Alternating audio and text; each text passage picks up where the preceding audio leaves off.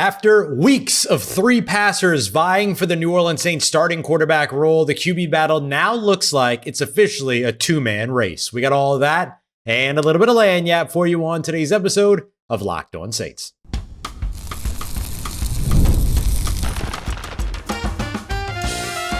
You are Locked On Saints, your daily New Orleans Saints podcast. Part of the Locked On Podcast Network, your team every day. What is good, Who Dat Nation and Who Dat family? I am your host, your friend Ross Jackson, New Orleans native, your New Orleans Saints expert and credentialed member of the media covering those New Orleans Saints as a Saints beat writer over at LouisianaSports.net. And on today's episode of Locked On Saints, Chris Olave is going to be looking for some revenge on Friday. Alontae Taylor and Kool-Aid McKinstry looked great on Thursday's practice, and the New Orleans Saints quarterback battle looks like it's officially down to two passers. We got all that coming up for you on today's show. We appreciate you very much, whether it's your first time or your next time, being here with us this time, making us your first listen, and being it every day or here on the show, which is a proud part of the Locked On Podcast Network, your team every day. The New Orleans Saints haven't said it, but they're saying it without saying it based on their last three practice sessions in particular, that the quarterback battle is now effectively, at least from the looks of it, a two-player QB battle between Tyler Shough, the rookie from this year, and between second-round quarterback Spencer Rattler, the two guys that we believe that this entire quarterback battle was really about from the very beginning. But the Saints continuously giving Jake Haener his just desserts, giving him the opportunity to go out there and compete. But now, over the course of the last three practices, just looking at the way that the New Orleans Saints have utilized all three of their quarterbacks, it certainly feels like this is now a two-way race for the starting role. What makes me say that? Well, let's go all the way back to Sunday's scrimmage practice. Let's not forget, 8 different drives during those scrimmages in different situations for Tyler Shough, 2 of those with the first team offense, none against the first team defense. 6 total drives for Spencer Rattler, 5 of those with the first team offense, 6 of them against the first team defense. And then Jake Haener, 4 drives, none with the offense, the first team offense, 1 against the first team defense. That was the first time we really started to see things shift away from Jake Haener and more into the laps of Spencer Rattler and Tyler Shough, more specifically Spencer Rattler in that case. Then they take the day off on that Monday, come back on Tuesday, and during that practice, which was the final practice in Metairie before we all hopped on flights and came out here to California, we saw Spencer Rattler with the first team, Tyler Shough with the second team, Jake Haener with the third team. At the end of practice, we saw Jake Haener and Tyler Shough split the field with each other's teams. So Spencer Rattler was then with the second team, while Tyler Shough was with the first team, and Jake Haener had to wait to do developmental drills after practice. That was another signifier of the changing of those tides, and it happened again on the first practice out here in Irvine, California, where Tyler Shough was with the first team, Spencer Rattler was with the second team, Jake Haener was with the third team, and at the end of practice, Spencer Rattler got some first team reps,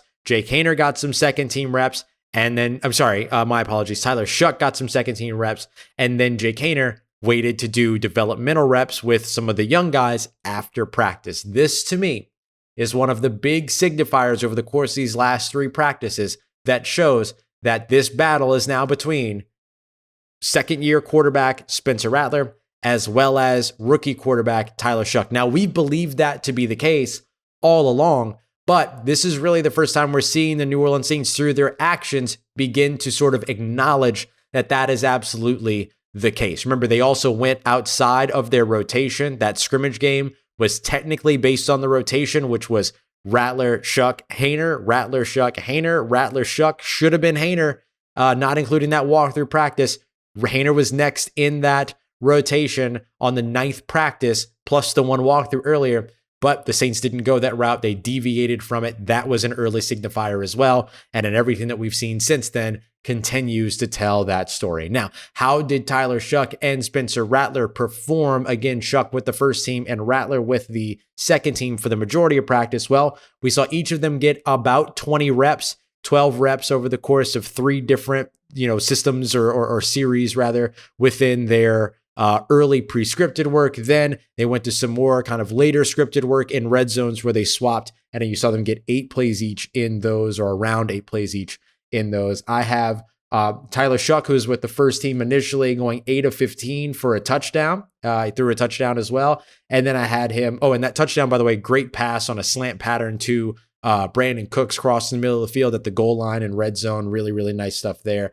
Spencer Rattler I have him charted at 8 of 11. That includes 2 passing touchdowns and a rushing touchdown. I'm a little bit more picky about the rushing touchdowns than I am about the passing touchdowns because they can be a little bit unclear when it comes down to, would they have been tackled? Would they not have been tackled? Would the defender have made the play on the ball carrier or not? Yada, yada. But to me, that one felt like a real good run play on a keeper up the middle for a touchdown there. Also in the red zone. Both of his touchdown passes were in the red zone as well. That included one to Kendre Miller and another one to Chris Olave, who we talk about a little bit later on. But I thought that both of these quarterbacks had pretty strong days. I think it was one of Tyler Shough's best overall days, not really his best, biggest plays or even his best throws, right? He's had some of those really, really incredible throws with the interesting arm angles and stuff like that. He didn't really have a lot of that on Thursday, but I thought overall it was a really clean day for him. Didn't really throw any turnover-worthy passes. His stats actually look worse than he actually was.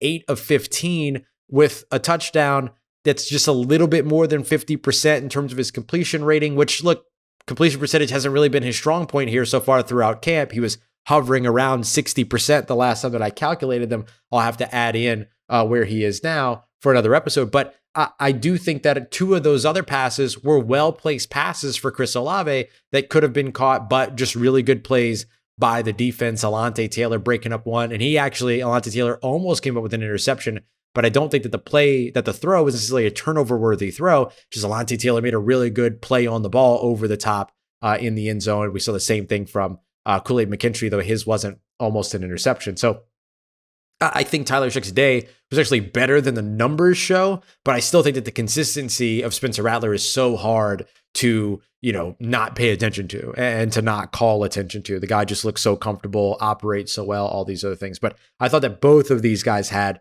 really strong days, both as passers and as rushers. We continue to see the comfort of Kellen Moore utilizing his quarterbacks in the run game. We see that from both of them. We don't see it as much when Jake Haener is in, but when it comes to Rattler and Shough, we certainly do.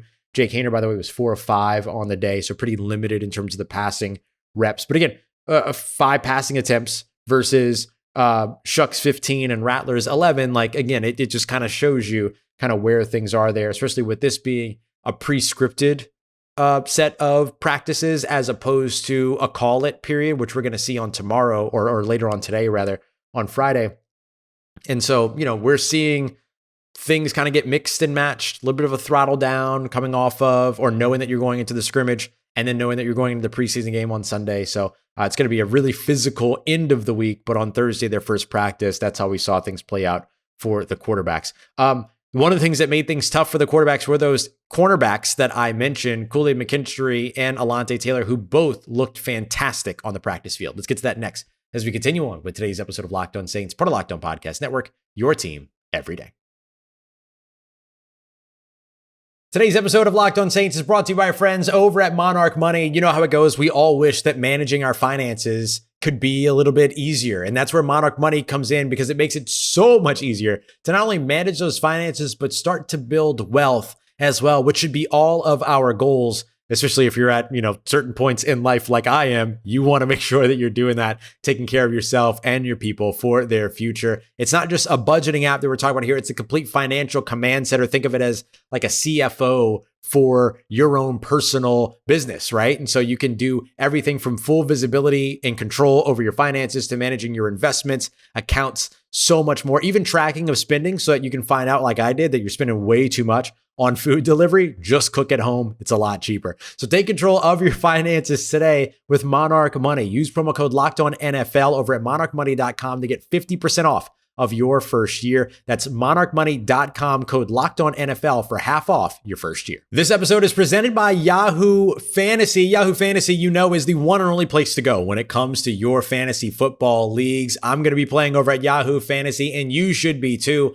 Whether you're a first timer or you're a veteran, making your millionth league. They have an app that's absolutely unbeatable. You're not going to find a better one out there. To celebrate 28 years of fantasy football greatness, Yahoo Fantasy is dropping 28 new features over 28 days throughout August. To kick it off, Yahoo just dropped the Yahoo Fantasy Guillotine Leagues, a killer new way to play Yahoo Fantasy or to play fantasy football on Yahoo.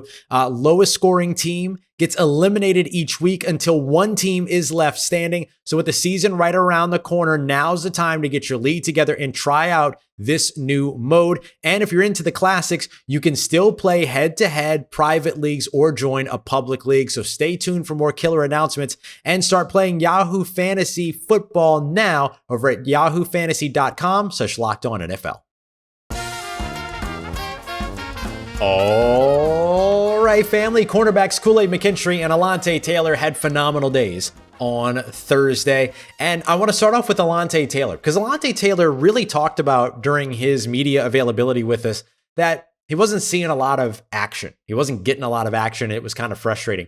And so when he was talking about action, he didn't mean being on the field. He's been on the field a ton, mostly manning, that star role and kind of learning that and everything. But I think what he meant when he said not getting a lot of action is that the ball didn't go his way a lot. And that had a lot to do with how good he was how good he was in coverage, how well he was covering in those situations, what he was doing in terms of, making the quarterback move on. I think Alontae Taylor is really going to enjoy this new Brandon Staley system, not just because he gets to be in the star role to where he gets to rush the passer and play as a run defender and get downhill and be physical, but also cover. But I think one of the other reasons why he's going to enjoy the Brandon Staley defense is because of the same reason a lot of the secondary enjoys Brandon Staley's defense, which is vision, right? Vision on the quarterback, being able to see where the quarterback's eyes are going, playing a little bit more zone coverage, kind of being on the prowl in that way. I think that's going to play a little bit more to Alontae Taylor's intelligence and his athleticism, his ability to quickly diagnose where a quarterback might be going and using that athleticism to be able to make a break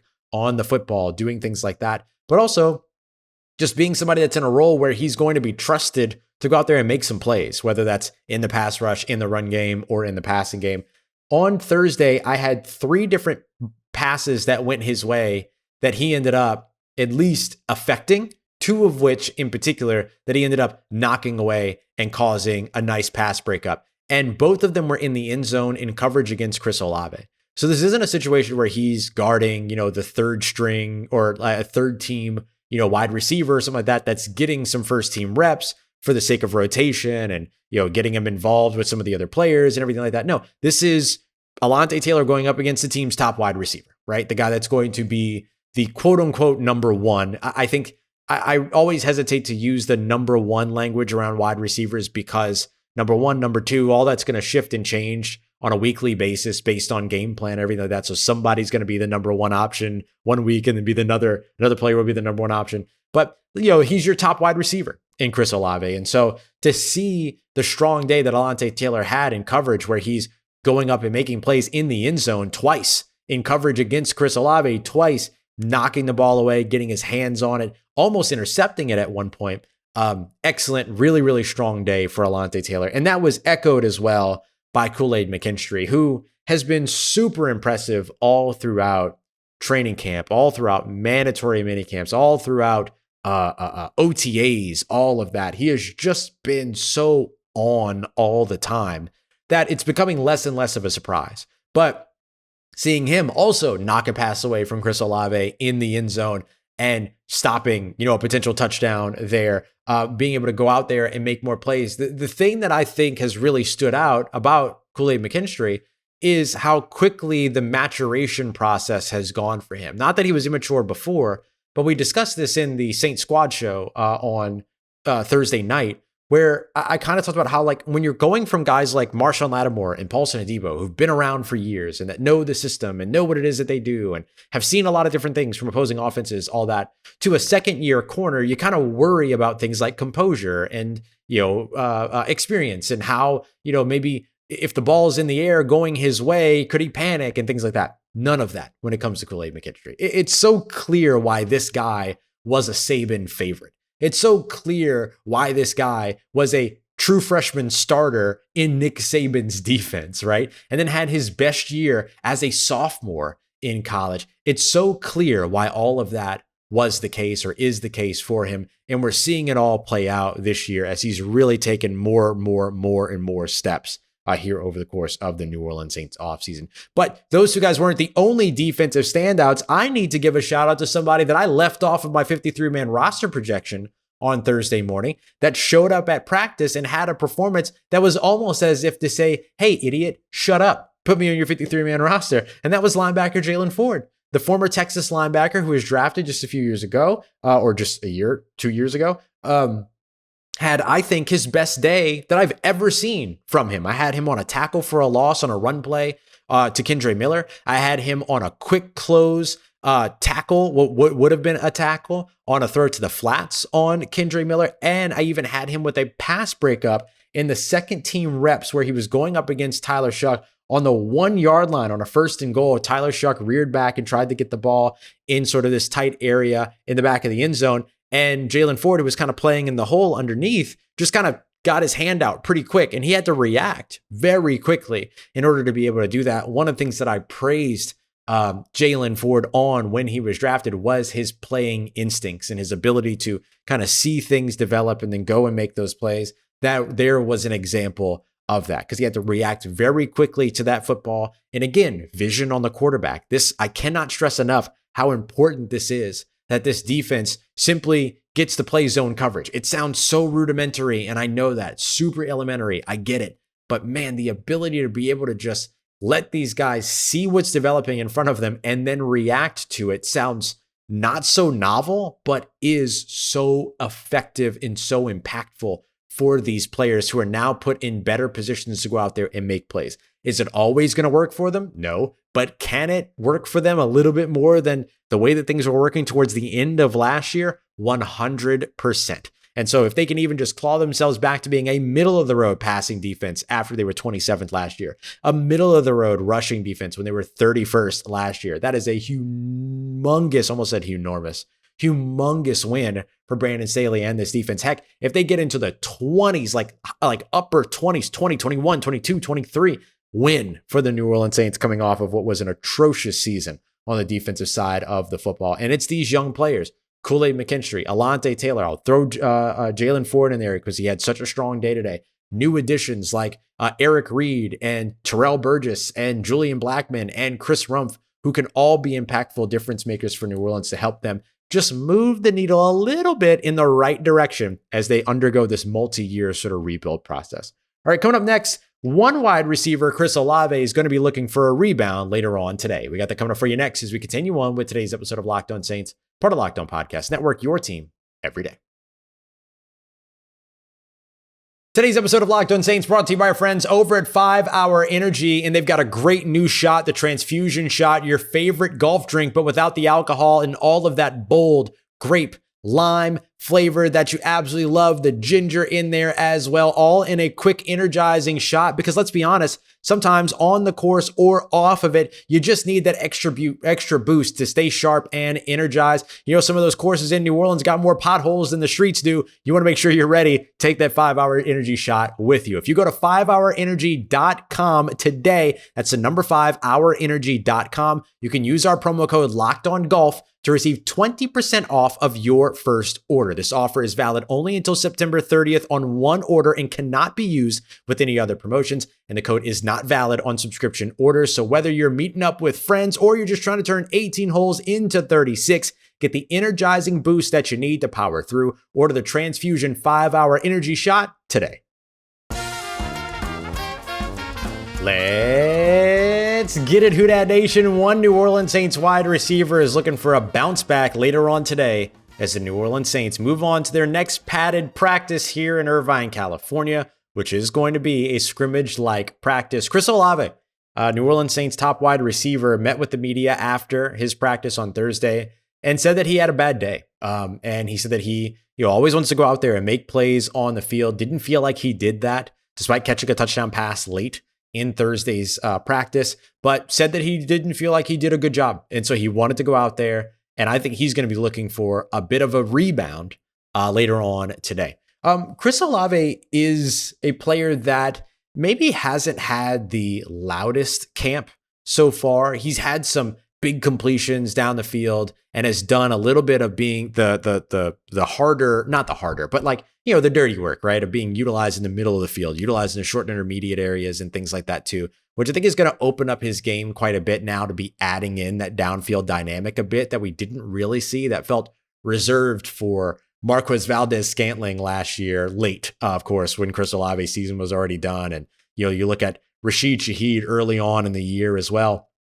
That never really was a part of what Chris Olave was asked to do in New Orleans. That's going to change this year. He's going to be utilized downfield, but he's also going to be utilized in some of the dirty work areas, making those tough catches over the middle of the field, operating in the short and intermediate areas, trying to create some yards after catch opportunities for him in a way that Clint Kubiak couldn't do in his offense last year. And so I think with all of that taken into consideration, I understand why Chris Olave was frustrated, because he wants to go out there and make more plays, because he hasn't had the loudest camp. He hasn't had a bad camp by any stretch of the imagination, but he's not a guy that a lot of people walk away talking about all the time. They've been talking about Rashid Shaheed at the wide receiver position. They've been talking about the quarterbacks. They've been talking about the defense, all this other stuff. But Chris Olave has just kind of kept his head down, grinded, and done the work.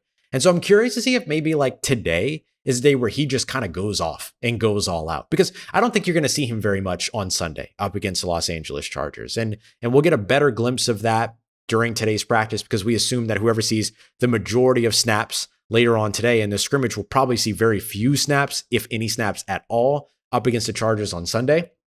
The Saints are kind of balancing those reps a bit between those two, so they can kind of use both of them as really high-level work days, but not overwork the players in the process. They're going to be pretty picky, choosy in terms of how they go about all that. But Chris Olave is a guy that sounds like he's ready to kind of get back out on the field and look for a rebound later on today. And I can't lie and say I'm not excited to see it, right? I mean, this is a guy that is electrifying. He was a top selection in his draft year. He was a guy that everybody in the city of New Orleans, state of Louisiana, the Gulf region, the Who Dat Nation, like everybody was very excited for Chris Olave. And now he's kind of going into this, very important, next step of his career, going into his fourth season. Then he's got the fifth year option after that. So playing on all of these, lingering contracts or towards the latter part of these contracts, this is the time to go out there and really start to make those plays and everything. And he's looked healthy. He's looked good, concussion wise, like head injury wise, and all those other things. And so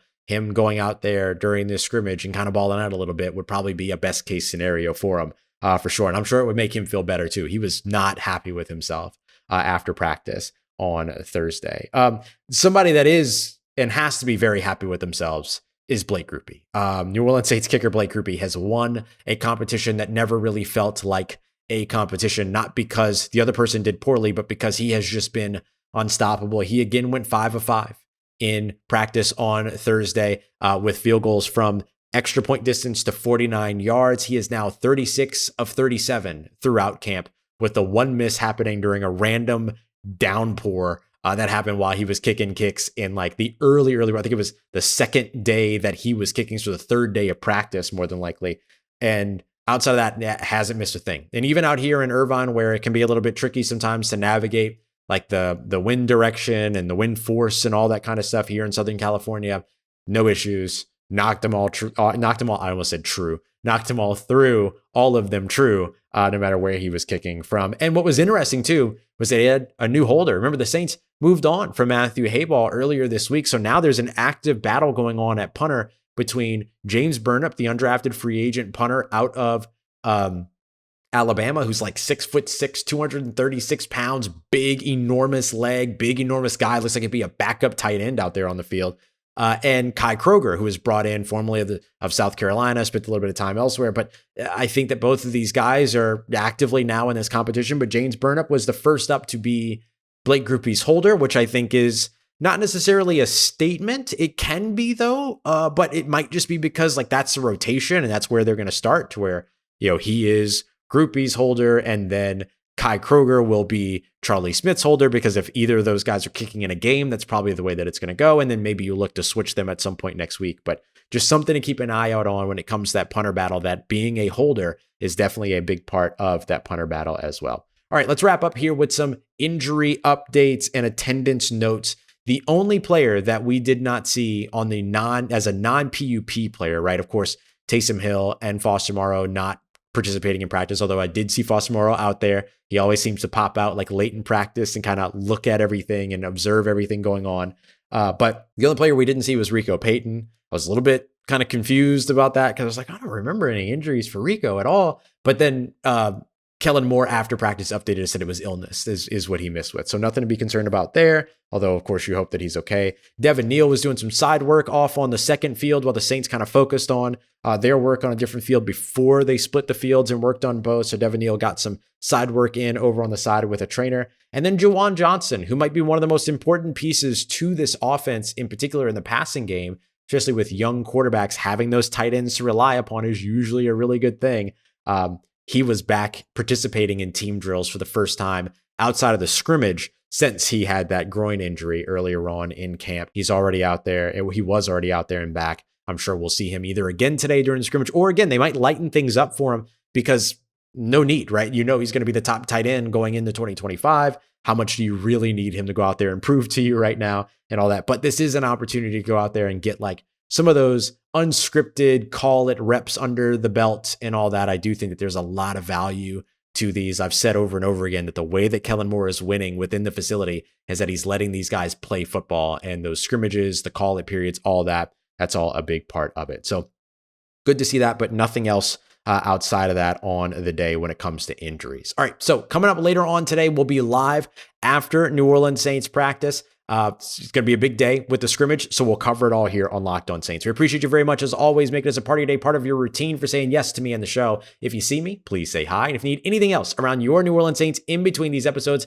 make sure you follow me on your favorite social media at Ross Jackson, NOLA. Hit me up. Let me know how the family's doing them, how you living. Let me know how you momming them. And trust Who Dat Nation, I'll holla at you.